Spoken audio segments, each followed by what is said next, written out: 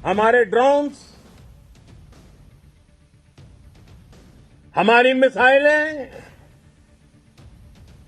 उनके बारे में तो सोचकर पाकिस्तान को कई दिन तक नींद नहीं आएगी। कौशल दिखलाया चालों में, उड़ गया भयानक भालों में,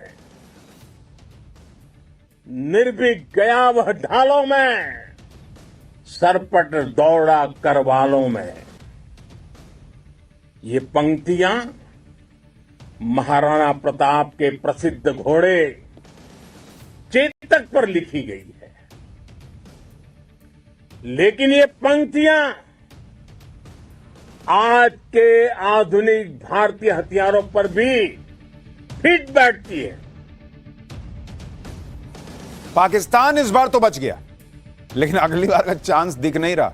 इस बार कोई रहम नहीं होगी, क्योंकि रियायत जितनी देनी थी वो दे दी गई। इस बार ही पाकिस्तान नाक रगड़ रहा था, गिड़गिड़ा रहा था। जो लोग सीज फायर को लेकर बहुत सवाल उठा रहे हैं, उन्हें आज भारत के विदेश मंत्रालय ने डिटेल में बताया कि आखिर सीज फायर हुआ कैसे, कैसे पाकिस्तान हाथ जोड़ा हुआ, घिसटता हुआ जमीन पर भारत के पास आया था। एक तरीके से भारत के विदेश मंत्रालय ने आज जो जानकारी दी दुनिया को, उसके मुताबिक 10 मई को दोपहर 3:35 पर भारत पाकिस्तान के डीजीएमओ की फोन पर बात हुई। इस फोन कॉल की रिक्वेस्ट पाकिस्तानी हाई कमीशन ने दोपहर 12:37 पर भारत के विदेश मंत्रालय से की थी कि सर बात कर लेते हैं। 12:30 बजे पाकिस्तान ने कहा था। पाकिस्तान की तरफ से फोन लगाए जा रहे थे, लेकिन टेक्निकल वजह से फोन मिल नहीं पा रहा था, हॉटलाइन कनेक्ट नहीं हो रही थी। पाकिस्तान के हाथ पांव फूलने लग गए थे। पाकिस्तान परेशान था किसी तरह से फोन पर बात हो जाए। इसके बाद बातचीत की जो टाइमिंग डिसाइड हुई, उसमें भारत ने कहा कि डीजीएमओ अभी अवेलेबल नहीं है, जब होंगे तब बात करेंगे। यानी भारत सीज फायर की कोई हड़बड़ी में नहीं था, पाकिस्तान हड़बड़ी में था कि सर बात कर लेते, कुछ हो जाता देख लेते। इंडिया ने कहा देखते हैं, अभी हमारा डीजीएमओ बिजी है, होगा अवेलेबल तो बात कराते हैं। 12:30 पहले पे रिक्वेस्ट आई थी, 3:30 बजे भारत के डीजीएमओ ने बात की कि हाँ बताओ क्या है। पाकिस्तान की तरफ से फोन कॉल की रिक्वेस्ट इसलिए की जा रही थी क्योंकि 10 मई की सुबह को पाकिस्तानी सेना के सभी अहम एयरबेस भारत ने उड़ा दिए थे। भारत के हमले से पाकिस्तान मजबूर हो गया था। पाकिस्तान फायरिंग बंद करने की बात करने लगा और सीज फायर के लिए गिड़गिड़ाने लगा। पाकिस्तान से साफ कहा गया कि अगर पाकिस्तान फायरिंग बंद कर देगा तो भारत भी बंद कर देगा। अगर पाकिस्तान फायरिंग करेगा तो फिर मारेंगे तुमको। कुछ लोगों के मन में सवाल होगा कि अगर सीज फायर हो गया तो फिर 2 दिन से पाकिस्तान के ये थोड़े बहुत ड्रोन क्यों आ रहे हैं।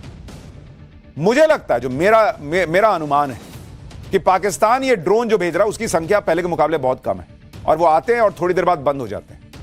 मुझे लगता है पाकिस्तान इतना घबराया हुआ है कि वो सर्विलांस के लिए ड्रोन भेज रहा है कि एक बार जाके देख के तो आओ कि कहीं भारत मारने तो नहीं आ रहा है। भारत की हमेशा राष्ट्रीय नीति रही है कि जम्मू कश्मीर से संबंधित कोई मुद्दा द्विपक्षीय तरीके से ही सुलझाया जाएगा। इस नीति में कोई बदलाव नहीं हुआ है। पाकिस्तान के साथ मुद्दा सिर्फ पीओके को खाली करने का है। दूसरी बात, 7 मई को ऑपरेशन सिंदूर शुरू होने और 10 मई को मिलिट्री एक्शन के बीच भारत अमेरिका के नेताओं के बीच मौजूदा हालात को लेकर बातचीत तो हुई, लेकिन इस बातचीत में ट्रेड का कोई मुद्दा उठा ही नहीं था। तो प्लीज ये मत कहो कि तुमने कहा कि हम ट्रेड नहीं करेंगे, ये नहीं करेंगे, वो नहीं करेंगे। भारत इन दबावों में नहीं आता। इनफैक्ट आज तो भारत ने रेसिप्रोकल टैरिफ बढ़ा दिया चीन अमेरिका के ऊपर। पाठशाला में अब अगले चैप्टर को शुरू करने जा रहा हूं, जिसमें दिखाऊंगा पाकिस्तान तो पिटा, लेकिन भारत ने चीन अमेरिका को भी कैसे बड़ा झटका दिया। पाकिस्तान में परमाणु बम फटने की खबरों के बीच एक और बड़ी खबर कौन सी आ गई है, और पाकिस्तान की तबाही की वो डिटेल जो अब तक आपने नहीं सुनी, अब आपको यह बताना शुरू करता हूं। भारत से युद्ध में सिर्फ पाकिस्तान ने भयंकर मार ही नहीं खाई, बल्कि उसने अपने करीबी दोस्तों की भी थू करा दी। युद्ध में मार पाकिस्तान को पड़ी, लेकिन उसके जख्म चीन झेल रहा है। जैसे वो 3 इडियट में नहीं था, सर बोल वो रहे हैं, शब्द मेरे हैं, वैसे ही चीन और पाकिस्तान का हाल था कि सर मार वो खा रहे हैं, लेकिन जख्म मेरे हैं। तुर्की भी झेल रहा है पाकिस्तान का ये पाप, और अमेरिका फंस गया सोलह। इसलिए दोस्ती ना सोच समझ के करनी चाहिए। पाकिस्तान की भयंकर पिटाई से सबसे ज्यादा दुख चीन को है। इसलिए नहीं कि उसके दोस्त को मार पड़ी, चीन को कोई फर्क नहीं पड़ता, मारो इसको, बल्कि इसलिए कि उसके हथियारों की घटिया क्वालिटी पूरी दुनिया में भारत ने एक्सपोज कर दी। क्योंकि दुनिया ने सिर्फ पाकिस्तान को पिटते हुए, घुटनों पर आते हुए नहीं देखा, बल्कि दुनिया ने यह भी देख लिया कि कैसे भारत के हथियार चीन के हथियारों को धुआं कर रहे हैं। पाकिस्तान के 80% हथियार मेड इन चाइना है। यानी जंग में सिर्फ पाकिस्तान नहीं हारा, बल्कि चीन के डिफेंस सिस्टम की पोल खुल गई। चीन की missile PL-15, air defence system HQ-9, YLC-80 anti stealth radar, AESA radar system, सब मिलकर भी पाकिस्तान को बचा नहीं पाए। भारत इतना अंदर घुस के मार के आया। दुनिया पूछ रही है कि चीन का रडार क्या करता है भाई? वो नूडल खा रहा था क्या कि उसको समझ में नहीं आया कि किसको रोकना है? इस युद्ध में भारत ने पाकिस्तान के एयरक्राफ्ट भी तबाह कर दिए।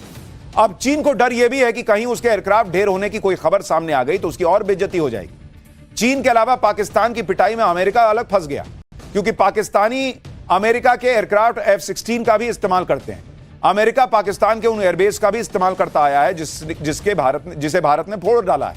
इतना ही नहीं, अब तो यह भी खबरें सामने आ रही है कि भारत ने पाकिस्तान के नूर खान एयरबेस को जो तबाह कर दिया, उस एयरबेस के पास पाकिस्तान का बेहद अहम स्ट्रैटेजिक प्लान डिवीजन है। यहीं पर पाकिस्तानी सेना के न्यूक्लियर वेपन से जुड़े फैसले लिए जाते हैं। यहीं उनका कमांड सेंटर है जो भारत ने फोड़ दिया। इसके अलावा भारत के हमले में दुनिया तुर्की के ड्रोन की भी तबाही देख चुकी है। पाकिस्तान के चक्कर में कैसे तुर्की फंस गया है वो भी आगे आपको बताऊंगा। अपनी भयंकर बेस नूर खान एयरबेस पाकिस्तान के पंजाब प्रांत के रावलपिंडी में स्थित पाकिस्तान के सबसे अहम एयरबेस में से एक है। यह एयर मोबिलिटी कमांड के मुख्यालय के तौर पर काम करता है और रसद, VIP परिवहन और रणनीतिक संचालन में महत्वपूर्ण भूमिका निभाता है। नूर खान एयरबेस पाकिस्तानी वायुसेना के एयरक्राफ्ट का होम बेस है। यहीं पर C-130 ट्रांसपोर्टर विमान और IL-78 जैसे रिफ्यूलिंग एयरक्राफ्ट खड़े रहते हैं।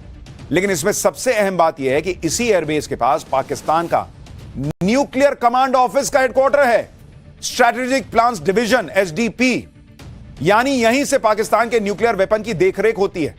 यह कमांड सेंटर है। पाकिस्तान के परमाणु हथियार तो अलग अलग ठिकानों पर हो सकते हैं, लेकिन कमांड सेंटर यही है जहां से उनको कमांड जाती है। यहीं से उनकी सुरक्षा और निगरानी होती है। कुल मिलाकर आसान शब्दों में कहें तो भारत ने उस एयरबेस पर हमला किया जिसके पास में पाकिस्तान के परमाणु हथियारों का कमांड सेंटर था। सुरक्षा एक्सपर्ट्स का दावा है कि अगर भारत पाकिस्तान के इस कमांड सेंटर को उड़ा देता तो पाकिस्तान परमाणु हमला करने की स्थिति में ही नहीं रहता। कि पाकिस्तान को भारत ने जमीन पर रगड़ कर उसकी औकात दिखाई है कि तुम्हारे परमाणु हथियार भी फोड़ सकता हूं, तुम्हारा कमांड सेंटर भी फोड़ सकता हूं, तुमको चाहूं तो आज खत्म कर सकता हूं, लेकिन छोड़ रहा हूं, एक लास्ट मौका दे रहा हूं, क्योंकि तुम्हारे यहां भी तो पब्लिक है ना बॉस, उसके भी बीवी बच्चे हैं। जाओ, छोड़ रहा हूं, सुधर जाओ, नहीं तो महाविनाश होगा। यह भारत ने किया और इसीलिए यही सब वजह है कि पाकिस्तान गिड़गिड़ाता हुआ आया था कि बॉस कुछ कर दो, रोक दो। अब ऐसी चर्चा चल रही है कि भारत के इसी हमले को देखकर अमेरिका में खलबली मच गई होगी। उसने इस हमले को भारत के पाकिस्तान पर बहुत बड़े अटैक के तौर पर देखा। नूर खान एयरबेस पर अटैक करके भारत ने यह संदेश दे दिया कि वो न सिर्फ उसके दर्जन भर एयरक्राफ्ट तबाह कर सकता था, बल्कि उसके न्यूक्लियर वेपन सिस्टम का रिमोट कंट्रोल ही तोड़ देता। भारत का एक और मिसाइल हमला पाकिस्तान की परमाणु धमकी देने वाले पाकिस्तान को लाचार बना देता है। शायद इसी खौफ में पाकिस्तान से लेकर अमेरिका तक में हड़कंप मच गया, क्योंकि दुनिया भर के देशों के परमाणु ठिकानों पर अमेरिका की निगरानी रहती है। और इसीलिए हमने आपको कल बताया था कि PM मोदी ने कहा था कि अगली बार हमको कोई न्यूक्लियर हथियार है, न्यूक्लियर देश है, इसकी धमकी उनकी मत देने आना कोई। ये गीदड़ भब की भारत में नहीं चलती, ये उन्होंने ट्रंप को कहा था।